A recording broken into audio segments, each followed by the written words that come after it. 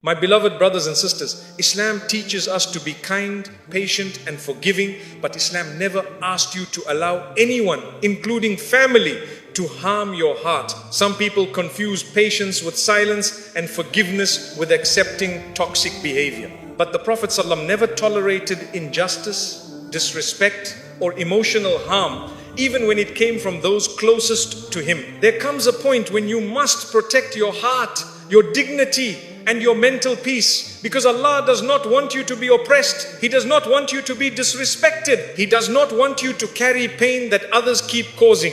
Whether it's a family member, a friend, or anyone else, toxic behavior is never acceptable in Islam. You can love people and still have boundaries. You can forgive them and still distance yourself. And you can be patient without allowing your soul to be destroyed. Your kindness should not become a doorway for someone else's cruelty. Islam forbids oppression even if it comes from those you love. Islam teaches mercy, compassion and patience, but these virtues are never meant to justify oppression.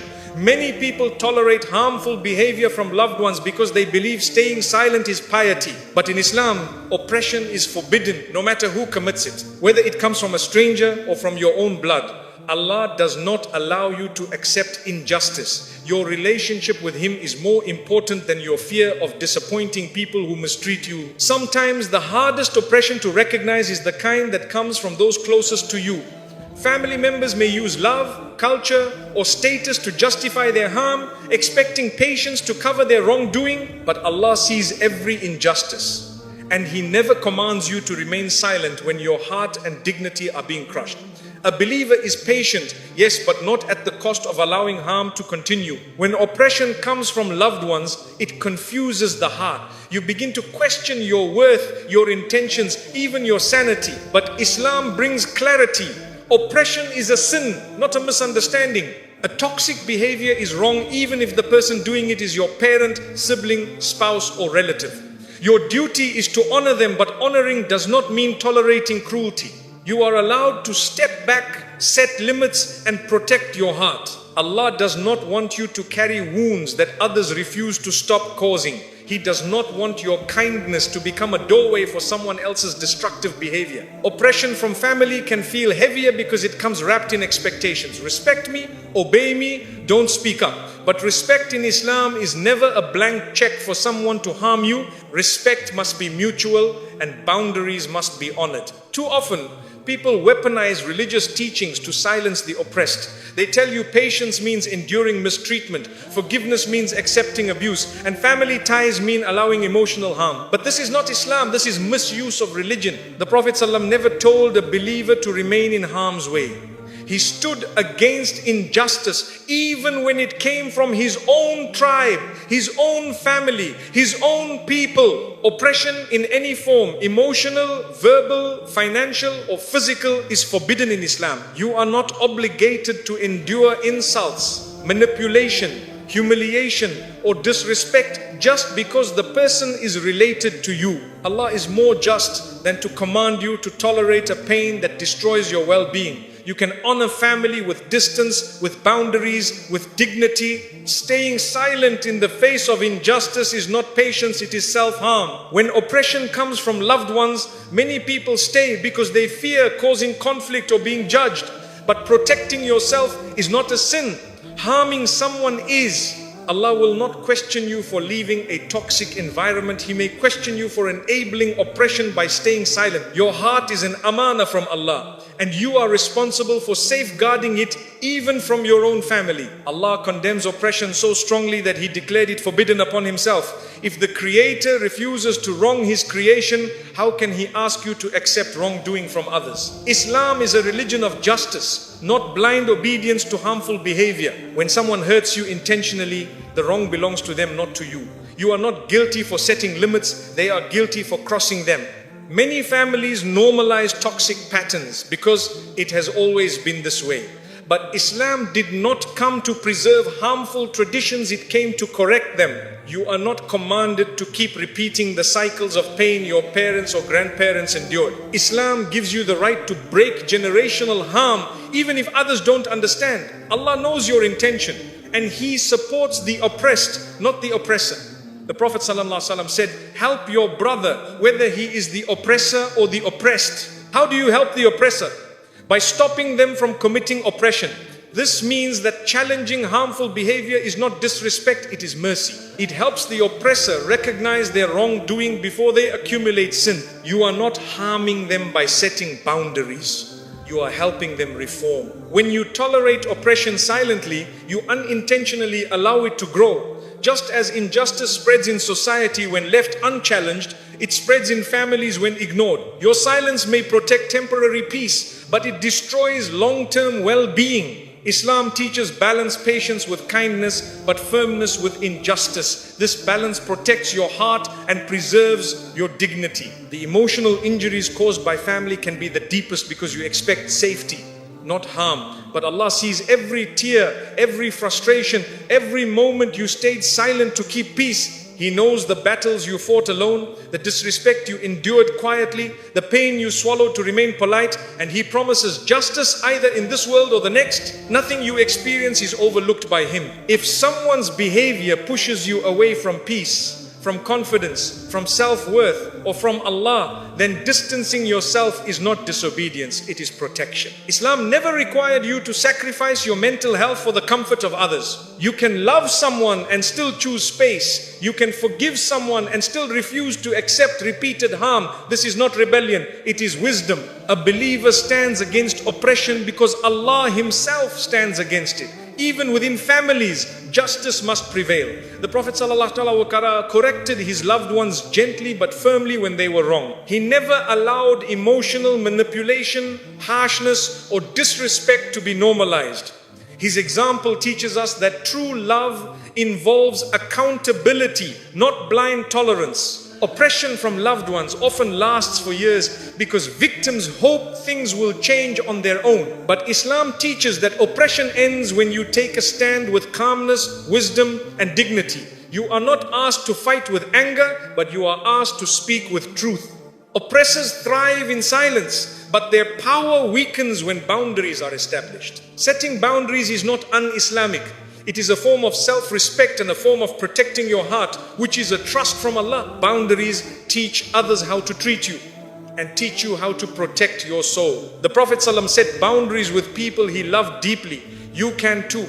Islam does not forbid distance, it forbids harm. When you stand up to oppression kindly and firmly, Allah places strength in your heart. You begin to see that you are not weak. You were just conditioned to accept what you should have rejected. You realize that your silence was not patience, it was fear. And once Allah strengthens you, you discover a courage you never knew you had. Allah promises relief to the oppressed. The moment you choose truth over fear, dignity over silence, and justice over comfort, Allah opens doors you thought were closed. You feel lighter, freer, calmer. The emotional chains begin to break. This freedom is not rebellion. It is the mercy of Allah guiding you toward a healthier life. Oppression from loved ones is one of the hardest tests, but also one of the greatest opportunities for spiritual growth. It teaches you about self-worth, boundaries, resilience, and trust in Allah. You learn that it is possible to love someone without allowing them to harm you. You learn that protecting your heart is not selfish, it is obedience to the one who created it. And when you finally understand that Islam forbids oppression in all forms, even from those you love, you begin to walk with a new kind of strength. A strength rooted in faith, not fear. A strength that allows love without losing dignity, patience without accepting harm, and forgiveness without tolerating injustice. This is the strength Islam wants for you. The strength to honor your heart, protect your peace, and stand for justice with the same courage the Prophet ﷺ taught. Emotional abuse is still abuse, no matter who does it. Emotional abuse is one of the most overlooked forms of harm because it leaves no bruises, no scars, no visible wounds. But Islam recognizes emotional pain just as deeply as physical pain. A harsh word, constant criticism, silent treatment, manipulation, and disrespect. These can break the heart in ways physical harm never could. And just because the person causing the pain is a family member does not make the abuse acceptable. Wrong is wrong, no matter who does it. Often, emotional abuse is dismissed because the abuser hides behind roles: a parent, a spouse, a sibling, an elder, they justify their words by calling it love, discipline, or advice, while the victim slowly loses confidence, peace, and self-worth. But Allah does not accept cruelty disguised as care. The Prophet ﷺ was the most gentle in speech, even when correcting others. Emotional harm is not a sign of authority, it is a sign of injustice. Emotional abuse drains the soul in ways that exhausted bodies can't express. A person may carry trauma silently for years, questioning their worth because someone close to them constantly belittled them. Islam does not ask you to normalize this pain. The one who hurts you emotionally is accountable before Allah, even if they are beloved to you. Emotional wounds are real wounds, and Allah is the witness to every one of them. Some people tell you to be patient with emotional abuse, as if patience means accepting mistreatment. But patience in Islam never means allowing your dignity to be crushed. Patience means responding with wisdom, not tolerating injustice. The Prophet ﷺ himself walked away from situations where his heart was harmed, and he never instructed anyone to remain in an environment that destroys their spirit. Protecting your emotional well-being is not a lack of sabr, it is obedience to Allah. Words have power. The Prophet ﷺ said that a person may speak a single sentence without thinking, yet it becomes a cause of destruction. Emotional abusers often speak carelessly, not realizing the weight of their words. They joke about your insecurities, mock your struggles, or belittle your dreams. This is not family talk. This is not just how they are. This is abuse, and Islam does not excuse it. Emotional abuse harms your connection with Allah because it leaves you feeling unworthy, unloved, and broken. A heart constantly hurt by people struggles to feel hope, but Allah reminds you, do not weaken and do not grieve. Emotional abuse may dim your spirit, but Allah never allows it to extinguish your worth. He sees through the lies spoken about you, and He knows the truth of your heart even when others twist it. One of the worst forms of emotional abuse is manipulation, when someone uses guilt, fear, or shame to control you. They make you feel responsible for their anger, their sadness, or their problems. They twist religion to silence you. But Islam forbids psychological manipulation. No one has the right to control your emotions or force obedience through fear. Your heart belongs to Allah, not to those who misuse their influence. Emotional abuse in the name of respect is still abuse. Some family members demand obedience through cruelty, believing their age or status gives them the right to mistreat others. But the Prophet ﷺ said, the best of you are those who are best to their families. If someone uses their role to justify emotional harm, they are not following Sunnah, they are contradicting it. Respect in Islam is earned through kindness, not intimidation. Sometimes emotional abuse comes from jealousy or insecurity within the abuser. They criticize your achievements, dismiss your efforts, or undermine your happiness because they feel threatened. Islam teaches us to protect our hearts from envy, not weaponize it. If their emotional wounds bleed onto you, it is not your fault and it is not your responsibility to fix them. You can show compassion without allowing them to destroy your peace. Repeated emotional abuse destroys your confidence. You begin to doubt every decision, apologize for existing, and shrink yourself to avoid conflict. This is not the life Allah wants for you. You were created with honor. Your voice matters. Your feelings matter. Your heart matters. Islam commands dignity for every soul. And emotional abuse is a direct violation of that dignity. Emotional abuse often hides behind silence, the abuser refusing to speak, withholding affection, or ignoring your presence to punish you. This silent treatment is a form of control, a way of making you feel invisible. But Allah sees you even when people pretend not to. You do not need someone's acknowledgement to feel value. You need Allah's recognition, and He never turns away from a heart seeking Him. It is common for victims of emotional abuse to blame themselves, thinking maybe I'm too sensitive or maybe I deserved it. But please understand, harshness is not justified by your reactions. Abuse is not caused by your feelings, it is caused by their behavior. Islam never blames the oppressed. Your sensitivity is not the problem, their cruelty is. Emotional abusers often rewrite stories to make themselves look innocent and make you look guilty. They twist conversations, deny their actions, and portray you as the one causing problems. This gaslighting is one of the most damaging forms of emotional abuse. But Allah is Al-Haq, the truth. He sees what others try to hide.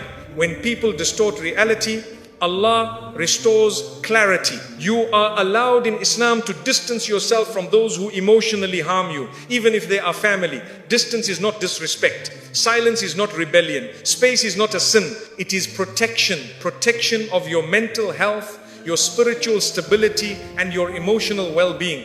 Allah does not ask you to stay close to those who damage your heart. When you walk away from emotional abuse, you are not being harsh. You are honoring the heart Allah entrusted you with. The Prophet ﷺ said that Allah does not show mercy to those who do not show mercy to others. A person who repeatedly hurts you emotionally is committing a sin, not exercising authority. Keeping ties does not mean tolerating harm. It means maintaining decency without sacrificing yourself. Healing from emotional abuse begins with recognizing that what you endured was real. Your pain is valid. Your emotions are valid. Your exhaustion is valid. Healing does not begin with blaming yourself. It begins with acknowledging the truth. And the truth is, no one has the right to break your spirit. Not friend, not spouse, not parent, not sibling. Allah honors the heart that has been hurt. The Prophet ﷺ said, beware of the dua of the oppressed, for there is no barrier between it and Allah. Emotional suffering is oppression. Your tears are noticed by Allah, your silence is heard, and your endurance is rewarded. You may feel powerless before people, but your dua makes you powerful before Allah. A woman or man suffering emotional abuse often thinks leaving or setting boundaries will cause problems in the family. But the real problem is the abuse, not your response. Islam calls for peace, not quiet suffering. Allah does not want your faith to be crushed under the weight of someone's harshness. Protecting yourself is an act of courage and an act of faith. And when you finally understand that emotional abuse is still abuse, even if the abuser is someone you love, your heart begins to heal. You realize you are not weak for hurting, nor wrong for stepping back, nor sinful for protecting your peace. You rise with dignity, guided by Islam's justice and Allah's mercy. Emotional abuse may have wounded you, but it cannot define you, because Allah sees your worth, stands with the oppressed, and heals the hearts that others break. Boundaries are sunnah. The Prophet ﷺ set them. Clearly, many people misunderstand kindness in Islam. They think that being gentle means allowing others